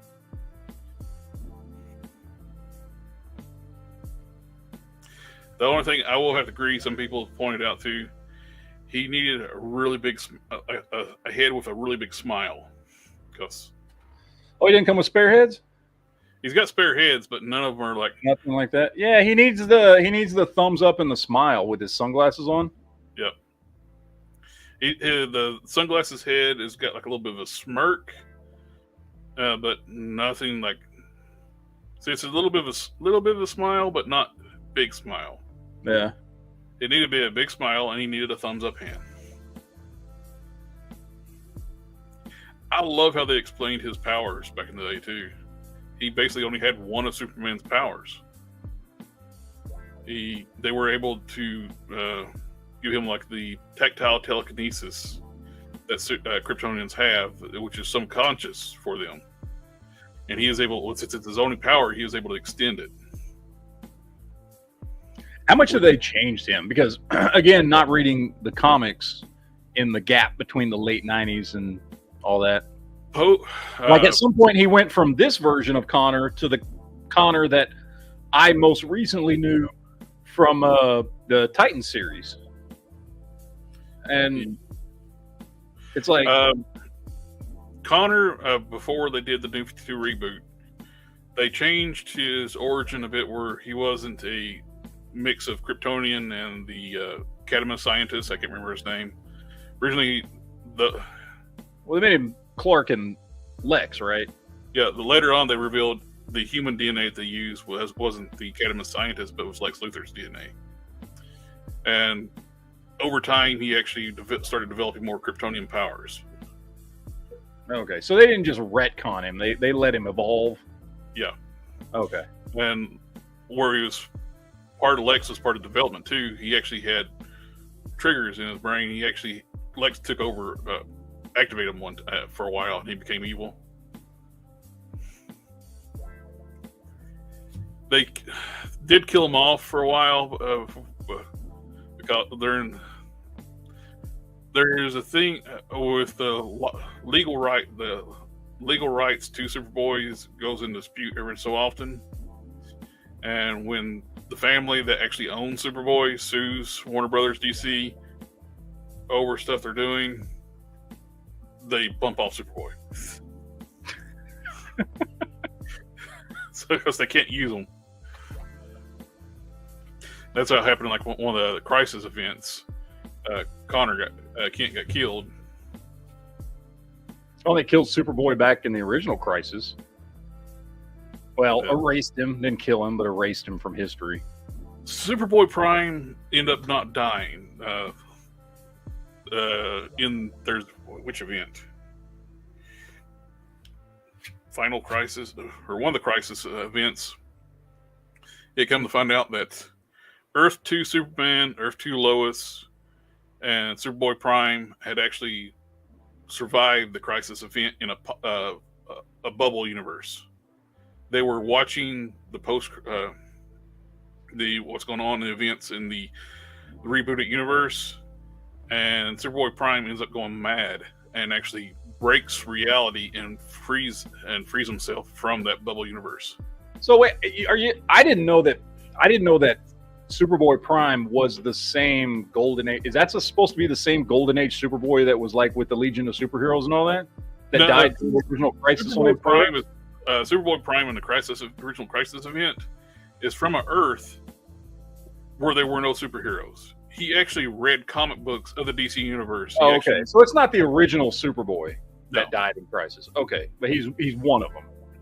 Okay. Yeah, because I was going to say I didn't know that because I remember the original. That was what I remembered most from Crisis of Infinite Earths was first of all, Barry Allen dying, Supergirl dying, and Superboy being erased from existence. Because I grew up reading all the like 60s comics, like Legion of Superheroes and Superboy and all that kind of stuff. And so I remember that when they were like, okay, he no longer exists. Superman in this universe was never Superboy. He didn't become Superman until he was an adult. He didn't go into the future and join the Legion of Superheroes and all this stuff. So that was a big deal to me because I grew up reading. I loved those Legion of Superhero comics. So I like after post-Crisis, when they changed the origins of Superman coming to Earth, it was different. I liked it better. They retconned it and put it basically back to the way it was, where they put a baby in a spaceship and shoot him off in space. But after the post-Crisis origin, there was no baby. There was DNA. The Matrix pod was sent out, and Kryptonians didn't have children naturally. They were genetically engineered. So they had the DNA in there in the Matrix pod, and he was basically when it got close to an habitable planet, within a moment of time, it combined the DNA, the egg and sperm, and started growing a child inside the Matrix pod. He was basically born in Kansas. When the Matrix pod opens up, he's born. There is no baby in the pod during that time. That's how Cyborg Superman was able to get Kryptonian DNA to create his body. When Hank Henshaw first flew out into space, he took over the matrix, the birthing matrix that Superman was born in, and flew out into space. He took the DNA from that, was able to build him a cyborg Superman body, cybernetics and Kryptonian DNA to make that body. But when they changed the origin away from went back, basically they put the baby back in the spaceship and flew him out into space. Origin, it was like it muddles up the origins of Hank Henshaw and the cyborg Superman thing. Although I will say, because I grew up reading a lot of those 60s comics, I loved when they would, and I don't know if you read a lot of the '60s stuff. Like I said, I was raised by a uber Superman fan who had all the '60s Superman, Adventures of Superman, Adventures of Superboy, Lois Lane, Superman's pal Jimmy Olsen, Legion of Superheroes. Basically, everything from the '60s that had Superman in it, I read growing up, and I loved when they would do they would either do prequel. They would always do a prequel where it'd be like Jor-El.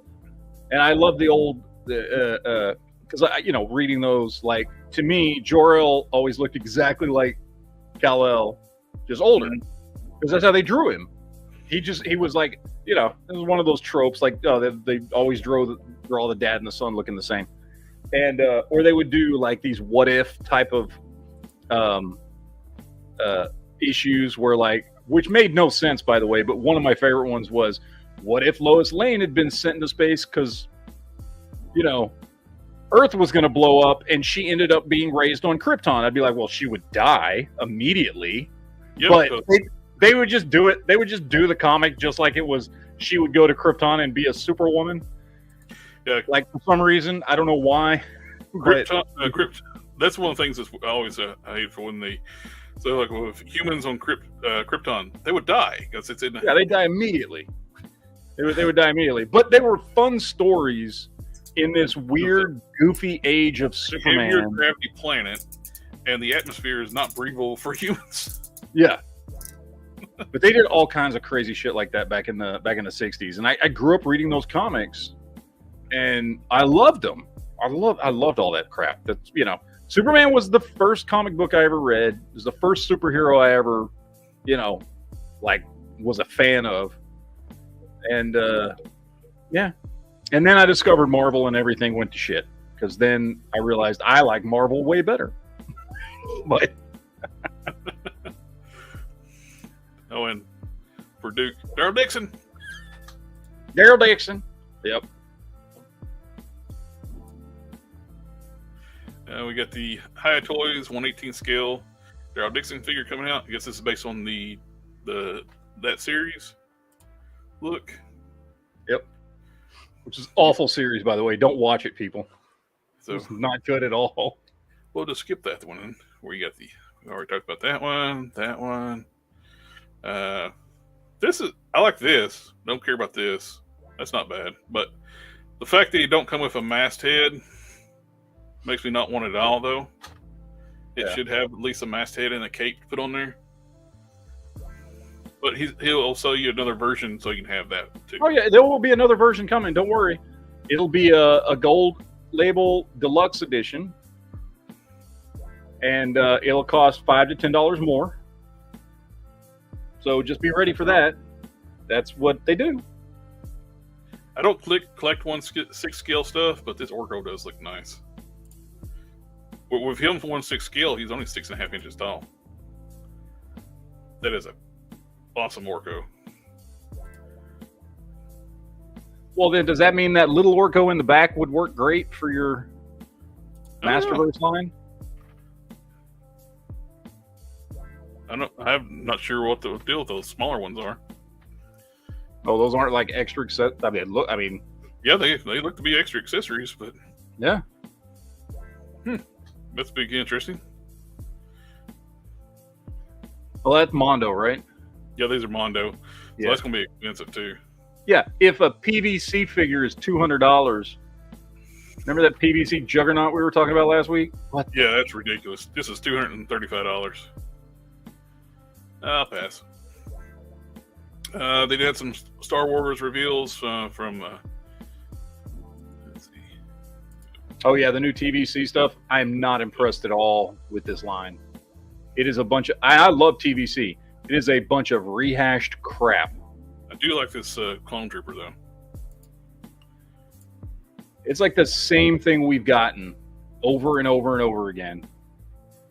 The only one in that what they revealed was we're getting a new Thrawn, and then they're re-releasing Luke in his X-Wing suit, which we haven't gotten in a while. And plus, it's got the new face tech too, so it's really nice face tech. But out of the wave, there's what was there 8, 10 of them coming out? out of all the ones coming out, those are the only two that I was like, oh, cool. The rest I was like, no. We're getting these cool battle droids, but for some reason, we don't have all the accessories they need. And we get the on-screen version of Thrawn. Yeah. Which is cool. I like that one.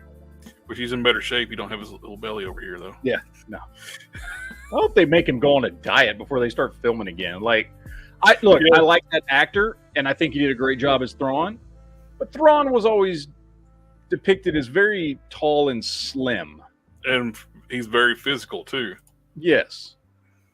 Physically now, maybe they're just chalking it up to he's been stuck on that planet that I'm blanking the name of for 10 years. I don't know. But I did think he did a really good job as Thrawn, though. Is that 3 3/4 inch, or is that 6 inch? Yeah, these are all 3 3/4, I think. Yeah, these are all 3 3/4. These are all TVC. I wish we would get some 1/12 scale Star Trek stuff that's not Super 7. Yeah. Yes. Would be nice. I love TNG. I love that clip where like people were asking like, what about Worf and Geordi? Were they okay? They beamed up about an hour ago, and they high five each other in the background. Little outtake. Yeah. The ramp in. Shredder. 112's finally doing a Robin, which is a Robin I don't care nothing about, like Golden Age Robin. I don't care. Golden Age Batman and Robin. It's what I like to call child abuse Robin.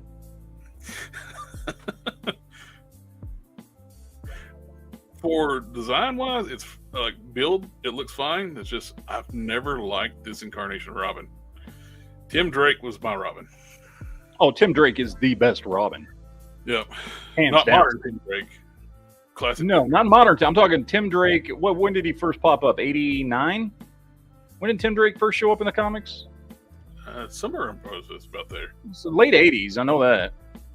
And yeah, hands down, best Robin.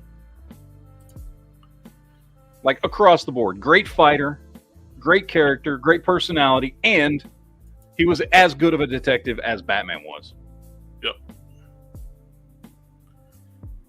We're getting the some Rebels characters to go if anybody bought the backs to HasLab. Yep. Glow in the Dark Hal Jordan. Don't news. This is a kind of cool looking line. It's like a throwback to He-Man style figures. They got the same type of articulation as vintage He-Man figures, but they're completely different property, but built like vintage He-Man.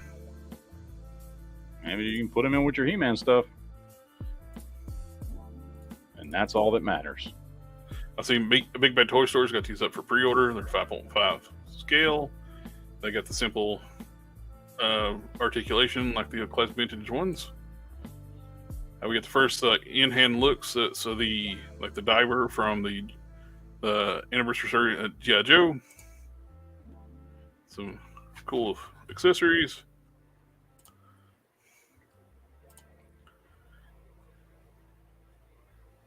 Again, totally new original concept that Hasbro came up with all on their own. Yeah. Having generic soldiers that you can throw in with your Joes. Nobody else has done this before. And he's asking questions. He's got them holding this backwards. This should be back here if you're going forward. Well, he's watching his back. Like he's going in one direction, but people are chasing him. So he's like watching his back. That's all it is. It looks good. We got a Hiya Toys 1/18 scale Zartan. They're continuing like the more modern style like designs that Classified started with, but in 1/18 scale. Yeah. And this, I wish this was 1/12 scale. I would want to Chuck Norris in my collection. Of course. You'd have to display him separately, or he would destroy all the other figures. But I'm sorry. I would be in Chuck Norris's collection. Yeah. But yeah, I would want to. It seems weird, like a lot of these 80s action properties would be really cool. Seems like we should be doing more licensed stuff, like NECA, which seems like should be doing like a Commando or. Yeah, I mean, it's the age. This, again, we've talked about this 100 times. Like, their target audience is going to have nostalgia for these things. Yeah. Now, I mean, again, going back to Crystar, the reason that Crystar was the most sought after figure in that new wave from Marvel Legends is because of the nostalgia of people remembering Crystal Warriors from the 80s. Mm-hmm. This is a little bit of cool news too. Gridiron Studios, that makes all the accessory kits and stuff for military style kits, are teaming up with Fresh Monkey Fiction. That's hard to say. Monster Force stuff, and the big one will be designed the weapons for them. Nice. It's kind of like a little hit toward Valaverse too, because Valaverse wants to crap on Gridiron Studios because for some reason, because they're not, I guess, where he considers them a competition. I like Valaverse's stuff, and I think they've done some really cool stuff. And I think because of Valaverse, they have forced Hasbro to step up their game, which I'm happy for. But goddamn, man, they can't help but just trash everybody. I know. Anybody take else the win, dude. You make good stuff. People like your stuff. Shut up and take the win. You don't have to trash everybody else. Mm-hmm. Now this, I know the thing. Diamond Slack's gonna do wrestling figures. That'd be interesting. No, but it comes off as after a while, it comes off as annoying and petty. It does. I'm just like, dude, you make good stuff. I like your stuff. Can you shut up? I don't need to hear your opinions on every other company out there. And every time I see you on a podcast, you're bitching about some other company or something. Like, it comes off as petty. I'm like, dude, you make good stuff. Just enjoy it. Enjoy that people are enjoying your product. You don't have to trash everybody else. I don't know. It's just annoying. Yeah. Now, this is just released. We've showed it a few times. And this thing is 17.7 inches tall. It is pretty good size figure. $105 plus shipping. It's nice. And for some reason, it won't freaking load for me. Come on. I had to preload it, and then there it is. Go away. But this is beautiful. You can fit this in the Marvel Legends collection. It's going to be a little smaller. It's, of course, different fictions of Transformers. It depicts Transformers different sizes. In robot modes, being about 18 inches tall would be perfect for Marvel Legends. In some instances, it'd be too small. Which, in case that is too small, then you got Luon. Yep. This sucker is 27.9 inches tall at $212. It is as big as Galactus. We were looking at those pictures, and it's like that's 1/12 scale. Yeah, like you can pose that with your Marvel Legends, and it's going to look great. Ben's Collectibles did a review on this thing, and he has Spider-Man UK standing next to it, and it looks like he can fit in the cab. Yeah, it's in vehicle mode.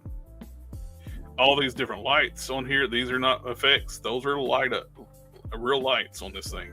This is based on an LP10 Transformer, which is an older design for Prime, but still works great.